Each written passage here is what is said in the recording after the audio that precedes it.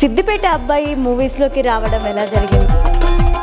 నాగేశ్వరరావు గారు full appreciate చేసిండు. నాకు సార్ నేను బయటకు వచ్చిన తర్వాత అబ్బాయి life goes on chill relax అన్నాడు. I came from middle class family and ఎవ్వరు ఫిలిం ఇండస్ట్రీకి సంబంధించిన వాళ్ళు లేరు.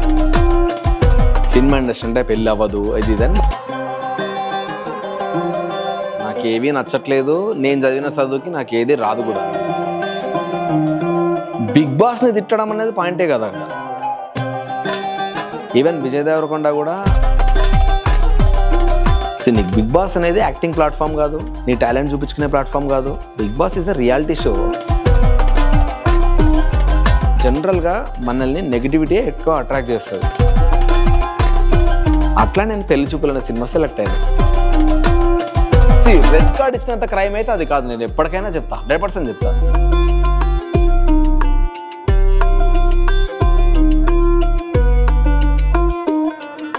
రామ్ కామ్ ఒక డైరెక్షన్ చేస్తున్నా, ఈసారి ఖచ్చితంగా హిట్ కొడతా.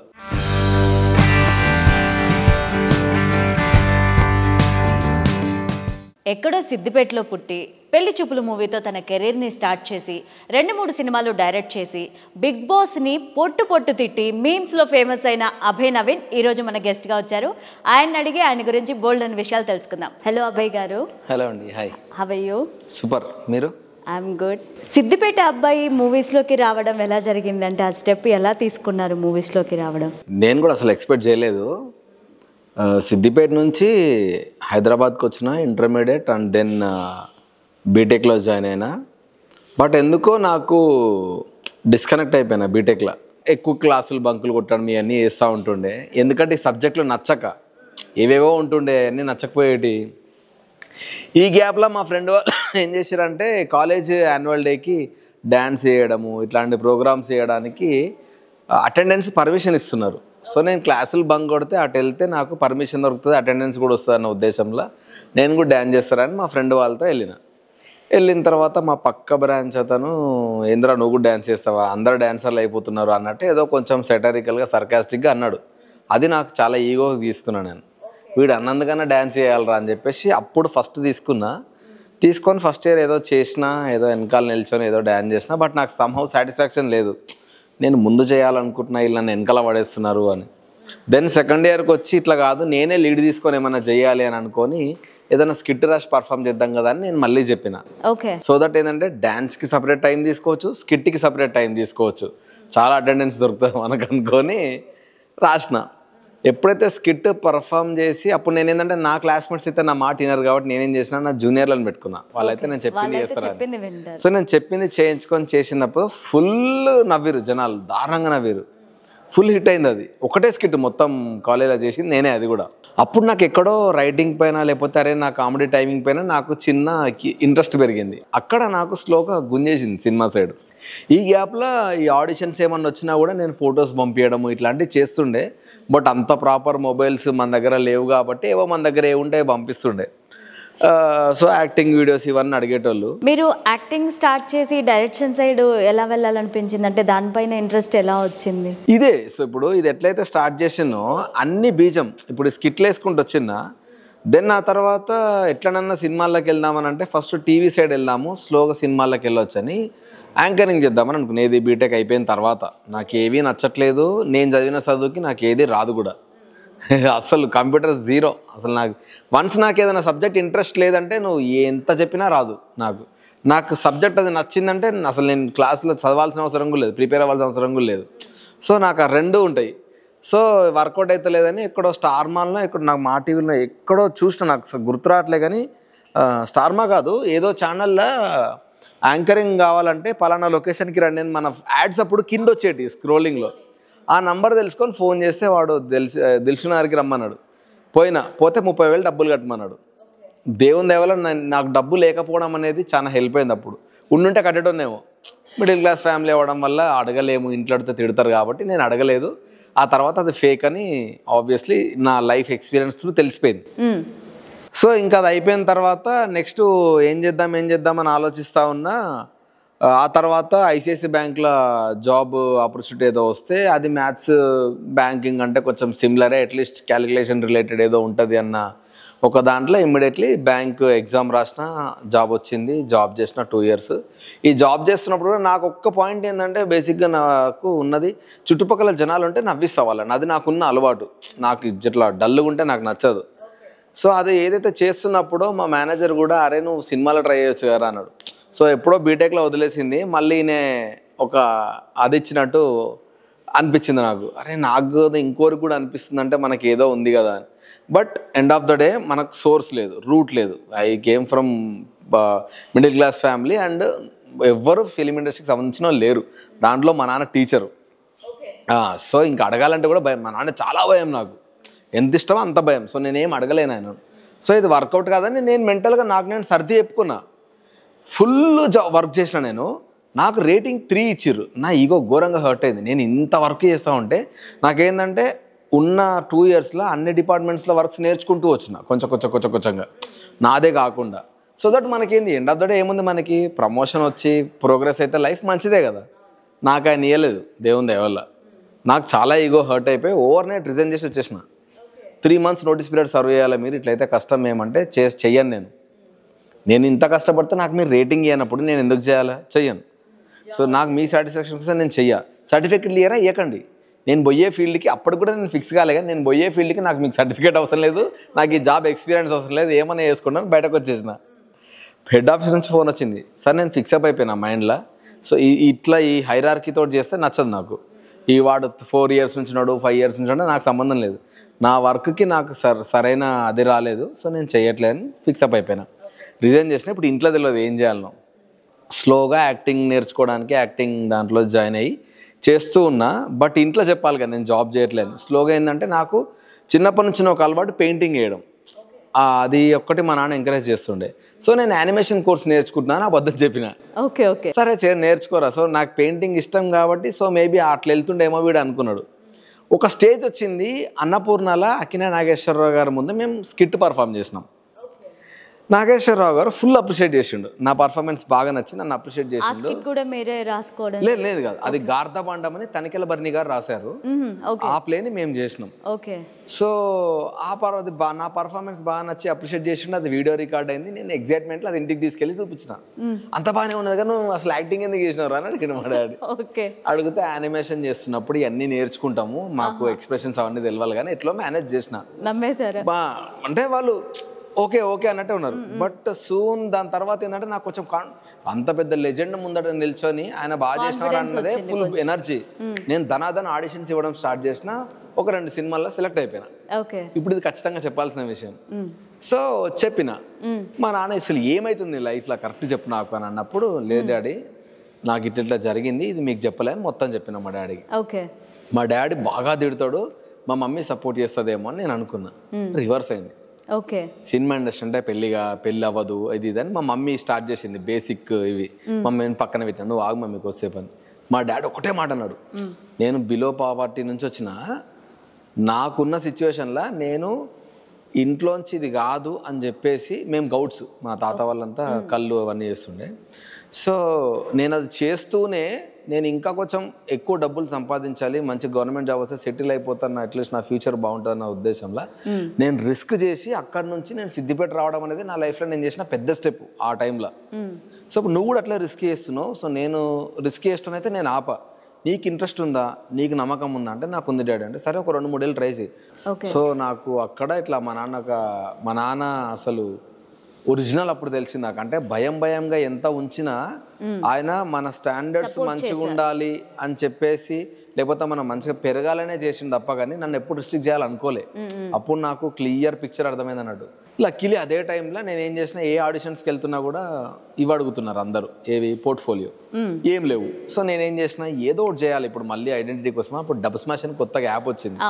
నేనేం చేసిన, ఒక 1 minute 2 minutes 3 minutes dialogues prepare అయ్యి యాప్ యూజ్ చేయకుండా నేను లెంతీ డైలాగులు చేయడం స్టార్ట్ చేసిన. సెకండ్ ఆర్ థర్డ్ డైలాగ్కే పూరి జగన్నాథ్ గారు షేర్ చేశారు ఫేస్బుక్ లో. అది ఫుల్ పాపులర్ అయింది ఓవర్ నైట్. ఫుల్ ఇంటర్వ్యూస్ ఇవ్వడం ఇవన్నీ చేసినప్పుడు మా డాడీ కూడా కొంచెం హ్యాపీ ఫీల్ అయ్యింది, ఇంత జరుగుతుంది. ఇదే చూసి దర్శి గాడికి ఆ టైంలో ఇండిపెండెంట్ సినిమా ఒకటి సెలెక్ట్ అయినా, దాంట్లో దర్శి నేను బొమ్మల రామారావు అనే సినిమా స్టార్ట్ చేసినాం. వాడు ప్యారలల్ గా నేను చేస్తున్న స్ట్రగుల్ ఏదైతే ఉందో అది చూసిండు. అండ్ ఈ వీడియోస్ నేను చేయడం వల్ల నాకు డిఫరెంట్ ఏరియాస్ నుంచి మా చిన్న పిల్లలు ఉంటారు కదా, వాళ్ళకి మీరేమన్నా యాక్టింగ్ ట్రైనింగ్ ఇస్తారంటే కూడా తిరుపతి ఒక 2-3 ఊర్లో కూడా పోయొచ్చిన నేను. నాకు అది ఎందుకంటే నేను థియేటర్ కూడా నేర్చుకున్నా కాబట్టి ఆ నాలెడ్జ్ చిన్నపిల్లలకు చెప్పమంటే అట్లా వెళ్ళిన సరదాగా. ఫైన్, అంతా బాగానే ఉన్నది. దర్శికి నచ్చి తరుణ్ భాస్కర్కి చెప్పిండు. తరుణ్ ఒక ఫ్రెండ్ ఉన్నాడు, వాడు చాలా కష్టపడతాడు, మంచి యాక్టర్ కూడా నాకు తెలిసి, ఒకసారి చూడు అంటే తరుణ్ పిలిపించిండు. అట్లా నేను పెళ్లి చూపులు అనే సినిమా సెలెక్ట్ అయినా. పెళ్లి చూపులు సెలెక్ట్ అయ్యి పెళ్లి చూపులు అయిపోయి రిలీజ్ అయిన తర్వాత పేరెంట్స్ వాళ్ళందరూ వెళ్ళి ఎప్పుడైతే చూసారో మా డాడీ ఒకటి ఫిక్స్ అయ్యంటే వీనికైతే టాలెంట్ ఉంది, ఏదో ఒక రోజు సక్సెస్ అవుతాడు. సక్సెస్ అనేది లక్ డిపెండ్ అయి ఉంటుంది, కానీ వీడైతే డెఫినెట్గా సర్వైవ్ అవుతాడు అని ఇంకా అప్పటి నుంచి నన్ను ఒక్క క్వశ్చన్ అడగలే. ఇంకా నేను ఈ పెళ్లి చూపుల నుంచి ఫుల్ ఫేమ్ వచ్చింది, కానీ అది ఫ్లక్చువేట్ అయితే వస్తుంది. ఎక్స్పెక్ట్ చేసిన క్యారెక్టర్స్ వస్తలేవు. ఇప్పుడు టక్కన నేనంటే కొందరు పెళ్లి చూపులో గుర్తుపడతారు, కొందరు జార్జ్ రెడ్డిలో గుర్తుపడతారు ఆ డిఫరెంట్ రోల్కి, కొందరు రాక్షస కావ్యం, లేదంటే ఇంకొందరు బీటెక్ ఆర్ రాముల. సో హార్డ్లీ ఒక 4-5 సినిమాలే ఉంటాయి నేను గుర్తుపెట్టుకోవడానికి. కానీ మీ టైమింగ్ సమయం ఎందుకో నాకు క్యారెక్టర్స్ రాకపోయేది, అది నాకు అర్థం కాకపోయేది. నాకు చాలా డిసప్పాయింట్ అయినా నేను, ఎందుకు ఇట్లా అవుతుంది, ఎప్పుడు చూసినా మస్తు చేస్తున్నాం అంటాడు కానీ ముందుకైతే వెళ్తలేదు. సో ఎక్కడో లక్ ఫేవర్ అవుతలేదు నాకు అని అనుకొని ఎవరో గురించి ఎందుకు ఆలోచించాలా, మనమే కథ రాస్తే ఏమైంది అని చెప్పేసి ఓవర్ నైట్లో ర్యాండమ్గా ఒక లైన్ వచ్చి నాకు మా ఫ్రెండ్కి చెప్పిన. సో వాళ్ళు చాలా బాగుందిరా అన్నాడు. సో ఇంకొంచెం దాన్ని డెవలప్ చేస్తూ కథ రాసిన. కథ రాసిన తర్వాత ఇక మెంటల్గా ఫిక్స్ అయిపోయింది, ఇది నేను డైరెక్షన్ చేయాలి, నన్ను ఎవరేమని అనుకోవాలి. సో నాకు ఏంటంటే ఎప్పుడైతే నాకు ఆపర్చునిటీస్ అనేవి వస్తలేవో ఆ డోర్ బ్రేక్ చేసుకొని నేను ఇంకో కొత్త రూట్ ఎత్తుకుంటూ పోతున్నా. నాకు తెలిసిన ఫ్రెండ్స్ని అడిగిన, అరే నువ్వేం హెల్ప్ చేయగలుగుతావు టెక్నికల్గా నాకు ఎందుకంటే ఎక్కువ బడ్జెట్ పెట్టకుండా తక్కువ బడ్జెట్లో అయిపోతుంది. వాడు అన్నాడు అందరు డైరెక్టర్లు అయితే ఎట్లా రాను అన్నాడు. అంటే నేను చాలా ఫీల్ అయినా. వాడు అన్నందుకైనా సినిమా చేసి చూపించిన, ఇర్రెస్పెక్టివ్ ఆఫ్ ద రిజల్ట్ నాకు చాలా మంచి అప్రిషియేషన్ వచ్చింది. వీడు ఒక హానెస్ట్ కథని చాలా హానెస్ట్గా అటెంప్ట్ చేసినాడు, కమర్షియల్ ఎలిమెంట్ అని అదని ఇదని కామెడీని సాంగ్ అని పెట్టలేదు, కథకి ఎంత కావాలో అంతే చేసుకున్నాడు అనేది. ఈవెన్ నా ప్రొడ్యూసర్ నన్ను నమ్మిండు. బయటకు వచ్చిన తర్వాత నాకు వచ్చిన రివ్యూస్ కూడా అట్లే వచ్చినాయి. 70% of the people were very happy. So నేను నా మట్టుకు నేను సక్సెస్. ఇప్పుడు నా సెకండ్ సినిమాకి థ్యాంక్ఫుల్ ఎవరైతే నేను ఫస్ట్ సినిమాతో క్రౌడ్ని గ్యాదర్ చేసుకున్నానో ఇప్పుడు వాళ్ళందరూ సపోర్ట్ వస్తున్నారు నాకు. మ్యూజిక్ అంటే నేను కొడతాను, డబ్బులు తర్వాత చూసుకుందాం, సౌండ్ నేనున్నా నీకు పద. సో నేను అట్లీస్ట్ ఒక పెద్ద టీమ్ని తయారు చేసుకున్నా. ఏ రోజు సక్సెస్ అయితే అనేది పక్కన పెడితే ఇంత స్ట్రెంత్ నాకున్నది. వన్ సక్సెస్ మేమందరం ఒక్క స్టెప్ హెడ్ ఉన్నాం, ఒక్క స్టెప్ వెనకాల ఉన్నాం అంతే. ఆ ఒక్క సక్సెస్ పాయింట్ వస్తే నాతో పాటు అందరం వెళ్తాం కదా. అండ్ మూవీస్ చేస్తూ ఉన్నారు, యాక్టింగ్ చేస్తూ ఉన్నారు. బిగ్ బాస్ ఛాన్స్ ఎలా వచ్చింది? బిగ్ బాస్ 8లో పార్టిసిపేట్ చేశారు. అండ్ ఆ తర్వాత కూడా మీ మీద చాలా మెమ్స్ వచ్చాయి, అప్పుడు ఎలా తీసుకున్నారు? మీ రియాక్షన్ ఏంటి? అంటే ఇప్పుడు నేను ఒకటే పాయింట్ చెప్తా, కాయిన్కి హెడ్ ఉంటుంది, టేల్ ఉంటుంది. అట్లనే ప్రతి పాయింట్కి నెగిటివిటీ ఉంటుంది, పాజిటివిటీ ఉంటుంది. నెగిటివిటీల గురించి ఆలోచించుకుంటూ పోతే మనం ముందుకు పోలేం లైఫ్. ఆ నెగిటివ్ పాయింట్ జనరల్గా మనల్ని నెగిటివిటీ ఎక్కువ అట్రాక్ట్ చేస్తుంది. అవును, నువ్వేం చేసినా తిడతారు. ట్రోల్స్ దీనికి దేని పెద్ద పట్టించుకోను, ఎందుకంటే వాళ్ళు వాళ్ళ జీవనాధారానికి ఇస్తున్నారు.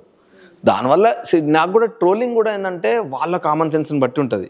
ఇప్పుడు మెచ్యూరిటీ ఉన్నోడు పాజిటివ్ వేలా ట్రోల్ చేస్తాడు, మెచ్యూరిటీ లేనోడు వాడు ఎదగాల పక్కనోడు పోయినా పర్లేదు అంటే నేను చాలా ఘోరంగా ట్రోల్ చేస్తూ ఉంటాడు అంతే. అండ్ అభయ్ గారు, బిగ్ బాస్ లైఫ్లో అంత ఇంపార్టెంట్ అంటే బిగ్ బాస్కి వెళ్ళొచ్చిన వాళ్ళందరూ కూడా అదొక టర్నింగ్ పాయింట్, మా కెరీర్కి అదొక స్టార్టింగ్ పాయింట్, అక్కడికి వెళ్తే మా లైఫ్ బాగుంటుంది అని చెప్పి ఫీల్ అయ్యి వెళ్తూ ఉంటారు. వచ్చిన తర్వాత కెరీర్ అలాగే ఉంటుందా, ఏమన్నా చేంజెస్? బేసికల్లీ బిగ్ బాస్కి కెరియర్కి సంబంధం లేదు. సో నీకు బిగ్ బాస్ అనేది యాక్టింగ్ ప్లాట్ఫామ్ కాదు, నీ టాలెంట్ చూపించుకునే ప్లాట్ఫామ్ కాదు. Bigg Boss is a reality show. ఆడికెళ్ళి చాలామంది నేను బయట ఇట్లా మాట్లాడితే నాకు ఏమవుతుందో అన్న భయానికి 90% ఫేక్గానే బతుకుతారు. నేను ఏం మాట్లాడితే అమ్మో బయట ఎట్లా పోతుందో ఆల్రెడీ వాళ్ళు మెంటల్గా ఫిక్స్ అయ్యొచ్చు. ఏమన్నా అనుకునే భయ మనకు అనిపించింది మాట్లాడాలని ఉండరు. సో ఆల్రెడీ ఫేక్ గెలుతున్నారు. సో అది పక్కన పెట్టేస్తే దానివల్ల కెరీర్కి ఏం చేంజ్ అవుతుంది. ఇప్పుడు నేను యాక్టింగ్ ఫీల్డ్, నాది నా డైరెక్షన్కి కానీ యాక్టింగ్కి కానీ పెద్ద హెల్ప్ ఏమవుతుంది బిగ్ బాస్ అనే ప్లాట్ఫామ్. కాకపోతే బిగ్ బాస్ ఒకటి ఇస్తుంది, నీకు మనీ ఇస్తుంది, నీకు ఫేమ్ ఇస్తుంది. ఆ రెండు నువ్వు పాజిటివ్ వేలో కనుక తీసుకెళ్తే Bigg Boss is a great platform. And రీసెంట్గా మీకు ఒక పాప వచ్చిన తర్వాత లైఫ్ ఎలా టర్న్ అయింది? ఒక ఫాదర్గా ఎలా ఫీల్ అవుతూ ఉన్నారు? పాప పుట్టిన తర్వాత వీఆర్ వెరీ హ్యాపీ. ఇంకా చాలా రెస్పాన్సిబిలిటీస్ పెరిగినాయి, ఇంకా చాలా ప్రేమ పెరిగింది. అండ్ ఆ పాప అయితే నిజంగా నాకు గాడ్ గిఫ్టెడే, నిజంగా గాడ్ గిఫ్టెడే అని అనుకుంటా. అంత మెచ్యూరిటీ ఆ ఏజ్కి ఎట్లా వచ్చిందో తెలియదు, 3.5 yearsకి. Greets to my wife as well. ఎందుకంటే ఆమె పాప కోసం పేరెంటింగ్ కోర్స్ నేర్చుకుంది, పాప కోసం అన్నీ చేసుకుంది. సో పాప మీలాగా మాట్లాడుతుందంటారా, మీ వైఫ్ లాగా ఉంటుందంట? మేము ఇద్దరం టాకెటివే, నేను నా వైఫ్ ఇద్దరం. మీరు తనతో కూడా మాట్లాడండి, తనకు కొత్త పాత ఏముండదు. ఒక మనిషి కనెక్ట్ అయ్యిండు అని అంటే చాలా హ్యాపీగా ఫ్రీగా మాట్లాడేస్తుంది.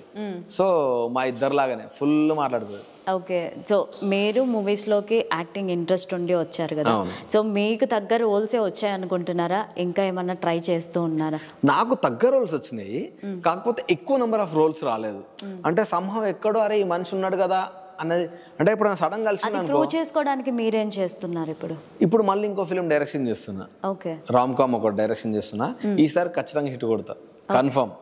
అంటే అదే లెర్నింగ్ ఫ్రమ్ మిస్టేక్స్ అని ఉంటుంది కదా, అంటే జనరల్గా పబ్లిక్ ఏం కావాలి, మనం ఏం చేస్తున్నాము, ఎట్లా చేస్తే వర్కౌట్ అవుతుంది అనేది బాగా డీప్గా ఆలోచించి నీట్గా రాసి full and full family entertainer ఒక మంచి కథ రాసిన. కైండ్ ఆఫ్ పెళ్లి చూపులు అంటే అంటే ఆ ఫ్లేవర్లో అట్లా రిలాక్స్గా హాయిగా చూసుకునేలాగా పెళ్లి చూపుని ఇన్ని సంవత్సరాల నుంచి దాన్ని గుర్తుపెట్టుకూడదుగా.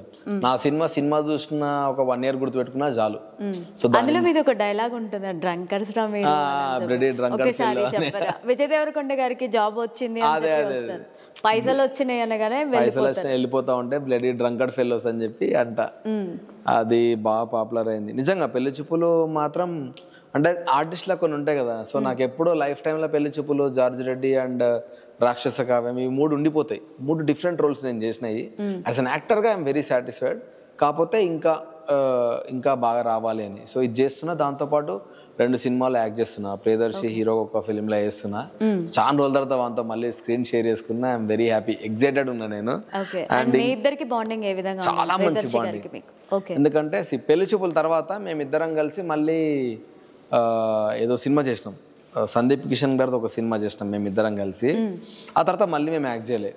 కానీ నా ఎనీ ఈవెంట్ మీరు చూడండి, వాడు ఉంటాడు. ఒక్కటే ఫోన్ కాల్, మామ ఇట్లా ఉంది, ఓకే ఇక్కడికి రారా, ఓకే నా ట్రైలర్ పోస్టర్ వాడే లాంచ్ చేసిండు, ట్రైలర్ ఈవెంట్కి వచ్చిండు, ప్రీ రిలీజ్ ఈవెంట్కి వచ్చిండు.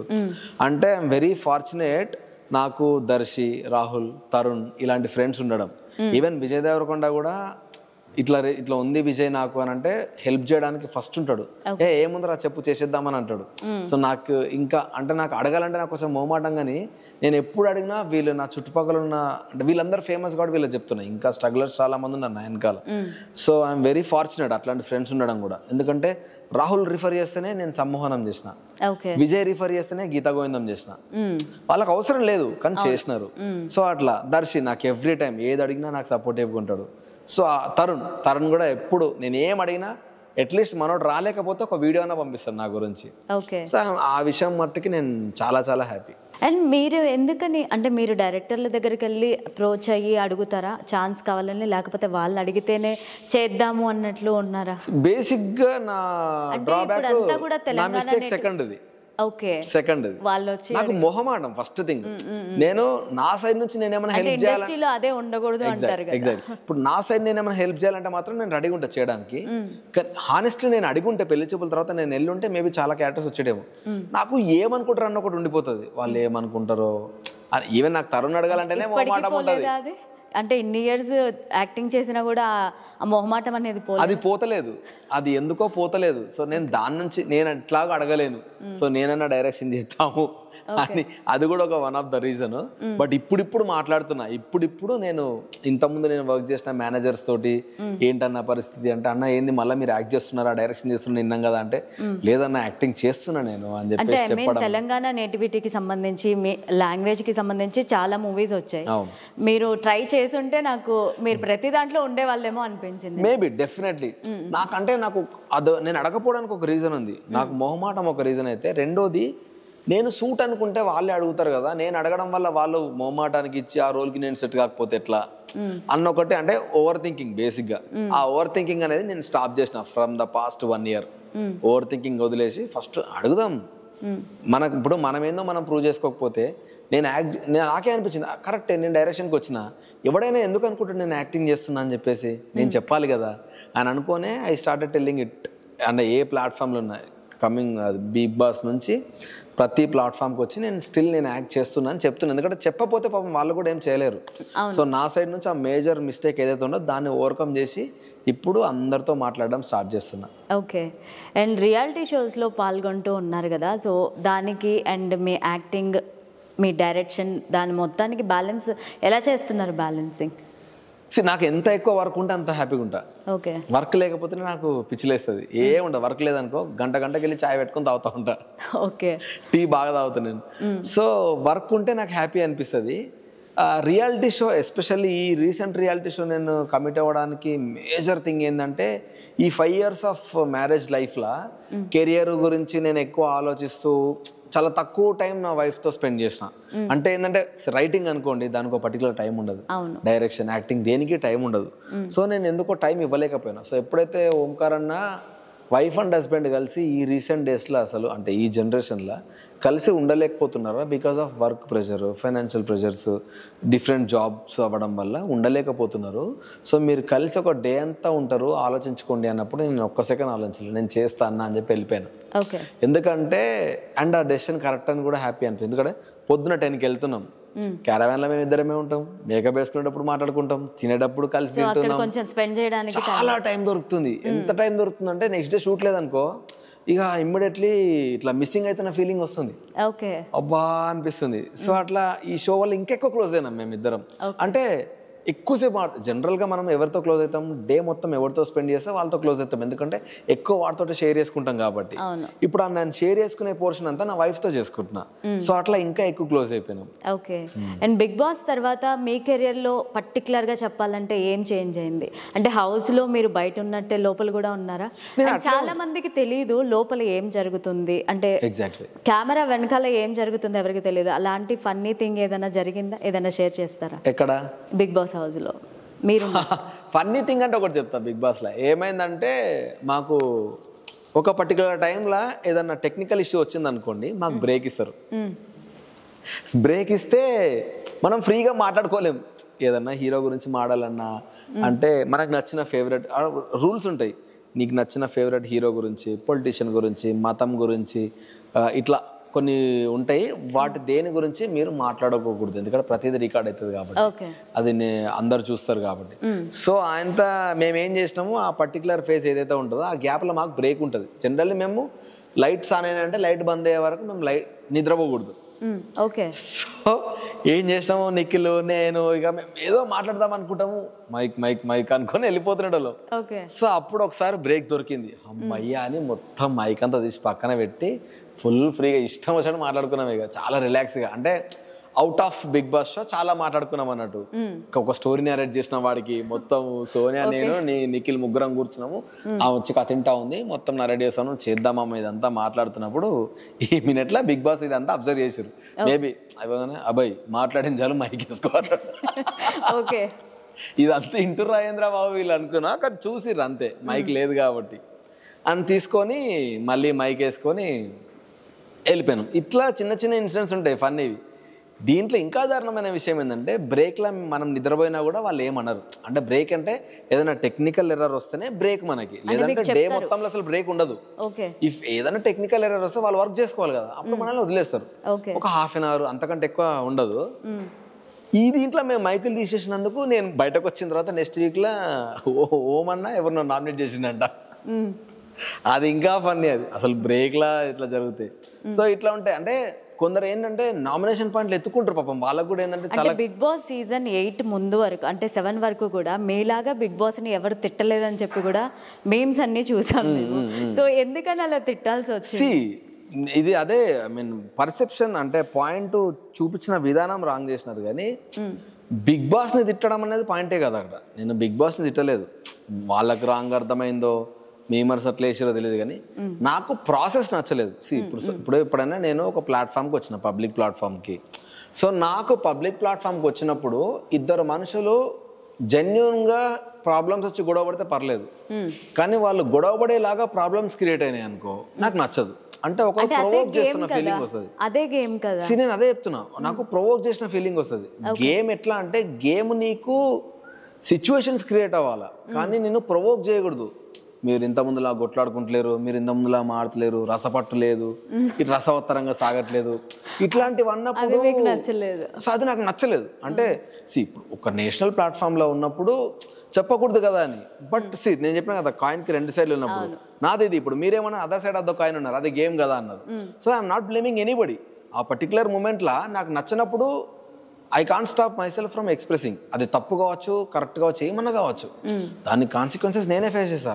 కానీ నేను లోపల పెట్టుకుని బయట అసలు మాట్లాడలేను. ఫేక్ ఉండే ఎందుకులే, మనం షోలో మంచిగా ఉండాలా, మనకి ఎమోషన్ వచ్చినా దాచిపెట్టుకోవాలా, ఏంది ఎండ్ ఆఫ్ ద డే అంతా డబ్బుల గురించి కాదు, మన సెల్ఫ్ రెస్పెక్ట్ గురించి నాకు అనిపించింది. సో అట్లా నా క్యారెక్టర్ నచ్చిన వాళ్ళు కూడా ఉన్నారు, నువ్వు నీ లెక్క ఉన్నావు అని. నేను హానెస్ట్గా నా లెక్కనే ఉన్నా. ఈవెన్ మా ఇంట్లో అయినా ఎక్కడైనా, నేను బయటకు ఎక్కడికన్నా పోని, నాకు ఏదైనా నచ్చపోతే నాకు నచ్చలేని మొహమ్మద్ చెప్పేస్తా. సో దానివల్ల నెగిటివ్ తీసుకుంటారేమో పక్కన పెడితే, ఇంకా అది కూడా ఉండొద్దు అంటే ఇంకెందుకు, మనకంటూ ఒక సపరేట్ ఐడెంటిటీ ఏముంటుంది అన్నది నా పాయింట్. సో అట్లా నేను మేబీ అది గేమ్ షో అయినా మేబీ దానికి నేను సింక్ అవ్వలేదేమో. సో అట్లా జరిగింది. ఇంకోటి ఏంటి అంటే ఫుడ్ దగ్గర నాకు first and foremost thing food మ్యాండేటరీగా ఉండాలి. ఫుడ్ దగ్గర గొడవలు జరగొద్దు, నాకు అది నచ్చదు. ఫస్ట్ ఆఫ్ ఆల్ ఏమైనా కాంప్రమైజ్ అయితే నేను ఫస్ట్ ఫుడ్ దగ్గర జరిగింది ఇష్యూ. సో ఫుడ్ దగ్గర ఎక్కడైతే ఇష్యూ వచ్చిందో ఇంకా నాకు బర్దాష్ కాలేదు. అంటే మీరు ముందు సీజన్ షోస్ చూసే ఉంటారు? చూడలే, నేను ఒక్క షో చూడలేదు. అంటే నేను బేసిక్ గా ఎక్కువ గొడవలు ఉంటే నాకు నచ్చదు. సరదాగా ఉన్న ఏమైనా చూడబోతుంది. అండ్ ఎక్కువ నాకు ఇంతకుముందు వెళ్ళిన దాంట్లో ఎవరు కూడా అంత క్లోజ్ గా తెలియదు. నేను ఓన్లీ ఓటీటీ షో ఒకటే చూసిన. అందులో అజయ్ అని ఒక ఫ్రెండ్ ఉన్నాడు, వాడు నా క్లోజ్ ఫ్రెండ్. సో వాడి గురించి చూసిన. సో అట్లా మిగతా షోస్ ఏంటంటే మధ్య మధ్యలో ఫుల్ ఫ్లెడ్జ్డ్ గా చూడలే. అజయ్ ఉన్నంత వరకు కంటిన్యూస్ గా ఎవ్రీడే చూసిన. అజయ్ లేనప్పుడు వేరే షోస్ అయితే అప్పుడప్పుడు నా వైఫ్ రోజు చూస్తుంది. సో ఆమె చెప్పింది ఇట్లుండాలరా, అట్లుండాలరా, ఇట్లుండాలని ముందే చెప్తా వస్తుండే. నేను అన్న చూడరా, ఒకటి ఆడికి వెళ్ళి మనం మన లెక్క ఉందాం, ఉంటే ఉంటాం లేకుంటే లేదు. సో నన్ను ఇన్ఫ్లుయెన్స్ చేయకు అని చెప్పినాను. సో నాకు అట్లా ఒకటి ఇన్ఫ్లుయెన్స్ చేయడం నచ్చదు. సో అట్లా నాకు వాళ్ళు నచ్చలేదు, వాళ్ళకి నేను నచ్చలేదు, పంపించారు వచ్చేది. అంటే మీ ఫీలింగ్ ఏమనిపించింది నాగార్జున గారు రెడ్ కార్డ్ ఇచ్చి బయటకు వెళ్ళమన్నప్పుడు? రెడ్ కార్డ్ ఇచ్చినంత క్రైమ్ అయితే అది కాదు. నేను ఎప్పటికైనా చెప్తా, 100% చెప్తా. బిగ్ బాస్ అనే ప్లాట్ఫామ్ లా ఫిజికల్ గా గొడవ పడడం అనేది రెడ్ కార్డ్ ఇవ్వాలి. ఒకటి, నువ్వు నీకు నచ్చింది ఎక్స్ప్రెస్ చేయొద్దని ముందే రూల్ పెట్టాలి. నేను ఏ పాయింట్లు ఇస్తా దాంట్లో నేను ఎక్స్ప్రెస్ చేయాలంటే సరే అట్లా అనుకుంటా. అది కాదు కదా, మనకు నచ్చింది మనం ఎక్స్ప్రెస్ చేస్తాం. కానీ అక్కడ ఏమైపోయిందంటే నాతో పాటు చాలా మంది మాట్లాడారు, అందరినీ కట్ డౌన్ చేసి నన్ను ఒక్కనే చూపించారు అన్నట్టు. లైట్ ఇంకా వాళ్ళు మనల్ని పంపించాలని డిసైడ్ అయినప్పుడు మనం ఏం చెప్తే ఏమవుతుంది. సో నాకు రెడ్ కార్డ్ ఇచ్చినప్పుడు మాత్రం నేనే కదా, హౌస్లో అందరూ షాక్ అయినారు. బయటకు వచ్చినాక ప్రతి ఇంటర్వ్యూలో అదే అన్నారు, సరే నువ్వు తప్పు చేసినావు అనుకుందాం, నేను తప్పు చేసినా అనుకుందాం, నువ్వు తప్పు చేస్తే నీకు వార్నింగ్ ఇవ్వాలి. ఇప్పుడు చాలా తప్పులు చేస్తావంటే వాళ్ళకేమో లోపలి పిలిచి ఇట్లా చేస్తున్నావు అట్లా చేస్తున్నావు అని చెప్పినప్పుడు, అబ్యూస్ చేసే మాటలు మాట్లాడినప్పుడు నువ్వు తప్పు మాట్లాడుతున్నావు, సెకండ్ టైం మాట్లాడితే నీకు రెడ్ కార్డ్ ఇస్తాను బెదిరించినప్పుడు ఫిజికల్ గా మొత్తం గుంజేసుకొని ఇసిరేసి అటు ఇటు పడేసి ఎగ్ టాస్క్లు అంతా వేస్తే వాళ్ళకి రెడ్ కార్డ్ ఇవ్వకుండా, నీ అమ్మ నాకు గేమ్ నచ్చలేదు, ఇట్లా వేస్తే నాకు అసలు ఏం చెప్దాం అనుకుంటాను మీరు అని నేను అన్నందుకు నాకు రెడ్ కార్డ్ ఇస్తే రెడ్ కార్డ్కి వాల్యూ పోయిందంట నేను ఆనెస్ట్గా. సో నాకు అదొక్కటి నేను చాలా ఫీల్ అయినా. బట్ ఆ తర్వాత అనుకున్నా సరే ఓకే, వాళ్ళకి ఇది కావాలి, నేను చేయలేకపోయినా దట్స్ ఓకే, వాళ్ళకి నచ్చినప్పుడు మనం ఏం చేస్తాం బయటకు వచ్చేసినాం. అండ్ ఇప్పుడు దీని తర్వాత ఇది మీమ్స్లో దాంట్లో తింటేనే హైలైట్ అయింది, కానీ మళ్ళీ నేను స్టార్ మాల్లో ఇంకో షో చేస్తున్నా. వాళ్ళు గేమ్ లాగానే చూస్తారు, నేను కూడా గేమ్ లాగానే చూసుకొని నేను మళ్ళీ స్టార్ మాల్లో చేయ అట్లేం ఉండదు కదా. నన్ను ఎంతమంది అనుకున్నారంటే ఇది అయిపోయిన తర్వాత నాకు సార్ వీన్ని మళ్ళీ తిడతాడేమో, లేకపోతే స్టార్ మాకు మళ్ళీ వీన్ని రానియరేమో, మా టీవల్ వీళ్ళతో ఏం షో చేయరేమో, ఇట్లా ఎంతమంది మాట్లాడారు. నేను సినిమా చేస్తుంటే కూడా ఇవన్నీ ఏమన్నా అవుతాయని క్వశ్చన్స్ అడిగారు నాకు. సార్ నేను బయటకు వచ్చిన తర్వాత అబ్బాయి కామ్ డౌన్ ఉండాలి నాకు సార్ చెప్పింది. నాకు ఎందుకు అట్లా అయినావు అంటే, సార్ ఏం లేదు సార్ ఇట్లా జరిగింది, నేను దాన్ని ఫీల్ అయినా, కానీ మీరు రెడ్ కార్డ్ ఇచ్చి పంపిస్తానైతే నేను ఎక్స్పెక్ట్ చేయలేదు సార్ అంటే, life goes on, chill, relax అన్నాడు.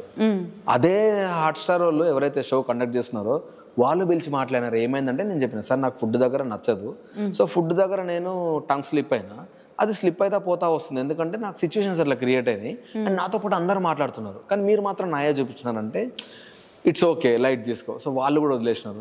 మీరు జెన్యూన్ గా ఉండడానికి ట్రై చేశారు, మీకు ఆ గేమ్ అది నచ్చలేదు అంటే ఒకరికొకరు కొట్టుకోవడం, కొట్టుకోవడం అనేది ప్రాసెస్ నచ్చలేదు. గేమ్ అదే ప్రాసెస్ కదా. ఎగ్జాక్ట్లీ, ఇన్ జనరల్ గేమ్ కొట్టుకోవడం ప్రాసెస్ కాదు, గేమ్ అనేది మన సెల్ఫ్, మనల్ని మనం ప్రొజెక్ట్ చేసుకుంటూ నువ్వు ఫిజికల్. అంటే అందరూ జెన్యూన్ గానే ఉన్నారా? అందరు లేరు, ఆబ్వియస్లీ అందరు లేరు, కొందరే జెన్యూన్ ఉన్నారు, చాలా తక్కువ మంది. ఇప్పుడు పేర్లు ఎందుకు షో అయిపోయినాక కానీ మిగతా చాలా మంది ఫేక్ గానే ఉన్నారు. బట్ అది పక్కన పెడితే నేనేమంటున్నా అంటే గేమ్ని గేమ్లో చూసి వదిలేయాల. కానీ వీళ్ళు ఏంటంటే వీళ్ళ వ్యూస్ కోసం ఇంకా దాన్ని ఎక్స్టెండ్ చేసుకుంటూ పోతా ఉంటారు. పోండి సర్లే. మీ లైఫ్ ఏమన్నా చేంజ్ అయిందా ఆఫ్టర్ బిగ్ బాస్? అంటే ఏమైనా ఛాన్సెస్ వచ్చాయా? బిగ్ బాస్ నుంచి ఛాన్సెస్ రావండి, నేను మీకు అదే చెప్తున్నా. బిగ్ బాస్ నుంచి ఒక చిన్న ఫేమ్ వస్తుంది, బిగ్ బాస్ నుంచి మనీ వస్తుంది. ఆ ఫేమ్ వచ్చింది, ఆ మనీ వచ్చింది. ఎండ్ ఆఫ్ ద డే నా డైరెక్షన్ లైఫ్ నాది, నా యాక్టింగ్ లైఫ్ నాది, అంతే. ఓకే, సో ఇప్పుడు ఏం చేయబోతున్నారు కొత్త ప్రాజెక్ట్స్? అండ్ ఇప్పుడు ఇండస్ట్రీలోకి రావాలనుకునే వాళ్ళకి మీరు ఎలాంటి సజెషన్స్ ఇస్తారు? మన టాలెంట్ మనం ప్రూవ్ చేసుకోవడానికి చాలా ప్లాట్ఫామ్స్ ఉన్నాయండి. సో రైట్ ఆపర్చునిటీ నాకు వచ్చినప్పుడు నేనేంటో చూపిస్తా అని అనుకునే కంటే మనము ఒక కొత్త ప్లాట్ఫామ్ క్రియేట్ చేసుకుందాం, మనకంటూ ఒక పాత్ మనమే క్రియేట్ చేసుకుందాం అన్న ఒక గట్ ఫీలింగ్ ఉంటే స్టార్ట్ చేసినట్టు. ఎగ్జాక్ట్లీ, అంటే డైరెక్షన్ కావచ్చు, యాక్టింగ్ కావచ్చు, వాట్ ఎవర్, చాలా సోర్సెస్ మనకు ఉన్నాయి. సోర్సెస్ లేవని మాత్రం మనం చెప్పకూడదు. ఆ ఉన్న సోర్సెస్ని మనం ఎట్లా యూజ్ చేసుకుందామని చూసుకోవాలి. ఎందుకంటే మనల్ని మనం ఎక్స్ప్లోర్ చేస్తేనే పక్కనోడు చూసారా వీడు బాగా చేస్తున్నారు అని పిలుస్తారు. ఎందుకంటే ఇప్పుడు చాలా ఉన్నారు, చాలా ఆప్షన్స్ పెరిగిపోయినాయి కాబట్టి యాక్టర్లు చాలా మంది అయిపోయారు. దాంట్లో నీ స్పెషాలిటీ ఏంటి అనేది మనం చూసుకోవడానికి చాలా, ఒక ఫోన్ ఉంటే చాలు, మనం ఏమైనా చేయొచ్చు. అండ్ మీరు ఇప్పుడు డైరెక్షన్ చేస్తున్నారు కదా, కొత్తగా వచ్చే వాళ్ళు ఎవరన్నా మీకోసం అవకాశం కోసం అడిగితే ఇస్తారా? అయ్యో, నేను ఫస్ట్ సినిమాలో చాలా మంది కొత్తలతోటే చేసిన, సెకండ్ సినిమాలో కూడా చేస్తున్నా. కాకపోతే ఏంటంటే బిజినెస్ పాయింట్ ఆఫ్ వ్యూ వచ్చేసరికి కొంతమంది అయినా నోటెడ్ ఆర్టిస్టులు కావాలని అడుగుతున్నారు చాలా మంది. సో డెఫినెట్లీ ఏం చేసి మళ్ళీ ప్రొడ్యూసర్ డబ్బు ఖరాబ్ చేయొద్దు కాబట్టి సో నేనేం చేస్తున్నా అంటే సెకండ్ ఫిల్మ్ లో కొంతమంది నోన్ ఆర్టిస్టులను పెట్టుకుంటున్నాను. బిజినెస్ కూడా కావాలి కదా. దాంతోపాటు ప్యారలల్ గా చాలా మంది కొత్త వాళ్ళు ఉన్నారు సినిమాలో, టెక్నీషియన్లు కావచ్చు, లేదంటే యాక్టర్స్ కావచ్చు. నా వంతుగా నేను ట్రై చేస్తాను అండి, ఎందుకంటే ర్యాండమ్ క్యాండిడేట్ని తరుణ్ లాంటి వాడు నన్ను తీసుకుంటేనే నేను కూడా మీకు తెలిసిన. సో అట్లా నాకైతే డెఫినెట్గా ఇష్టమే. సో మీరు ఎలాంటి క్యారెక్టర్స్ చేయాలనుకుంటున్నారు మూవీస్లో? ఏదైనా ఎనీ రోల్, డైరెక్టర్ మీరు రోల్కి సూట్ అవుతారు అని అంటే నేను ready to do it. So మీకు ఈ ఫీల్డ్ ఇంట్రెస్ట్ కాబట్టి కష్టం ఎక్కడా పడి ఉండరు. అండ్ మీ రోల్కి మీరు అంటే న్యాయం చేయడానికి ఎప్పుడన్నా కష్టపడ్డారా? డైలాగ్స్ ప్రాక్టీస్ చేయడం కానీ, హోంవర్క్ ఎలా చేసేవాళ్ళు? అంటే నేను సెట్కి వెళ్తున్నప్పుడే, నేను సెట్కి వెళ్ళేంత వరకు నార్మల్గానే ఉంటాయి. వెళ్ళిన తర్వాత గెటప్ వేసుకొని రెడీ అవుతున్నప్పుడు నాకేంటంటే ఆ పర్టికులర్ మూమెంట్లో వచ్చే థాట్స్ బాగుంటాయి. అంటే సడన్ ఐడియాస్ ఉంటాయి కదా, చాలా వరకు అవి చాలా బ్యూటిఫుల్గా ఉంటాయి ముందే ప్రిపేర్ అయ్యాకంటే. సో నేను సీన్ అడుగుతా, సీన్ అడిగి నాకు వాళ్ళు చెప్తారు కదా, అప్పుడు ఆ సీన్ని నేను ఏం చేస్తే ఈ సీన్లో నన్ను జనాలు చూస్తారనేది ఒకటి ఆలోచిస్తా. ఓకే, సో నేను ఏం కొత్తగా చేయొచ్చు ఈ సీన్లో అనేది ఒకసారి ఆలోచించి అది వెళ్ళి ఫస్ట్ టేక్లోనే చేసేస్తా, చెప్పకుండా చేసేస్తా. నా ఏమైనా ఇంప్రవైజేషన్స్ ఉంటే డైరెక్టర్ వద్దు అన్నాడు అనుకో ఆపేస్తా, డైరెక్టర్ ఏం చెప్పలేదు అనుకో సో దాన్ని ఇంకా డెవలప్ చేసుకుంటూ వెళ్తా. సో అట్లా నాకు అలవాటు. ఆ సడన్ గా చేయడం అలవాటు. నేను చెప్పాను ముందు, అదేంటంటే చూసినట్టు కూడా సర్ప్రైజ్ ఫీల్ అయ్యింది అనుకో, బాగున్నట్టు, వాడికి నచ్చలేదు అనుకో, ఓకే మూసుకొని డైరెక్టర్ ఏం చెప్తే చేయాలి. ఓకే అభయ్ గారు, మీరు డైరెక్ట్ చేయబోయే మీ మూవీ సక్సెస్ అవ్వాలని మనస్ఫూర్తిగా కోరుకుంటున్నాం. All the best for your new project. And ఇది ఇవాల్టి open talk. Keep watching HM TV Digital.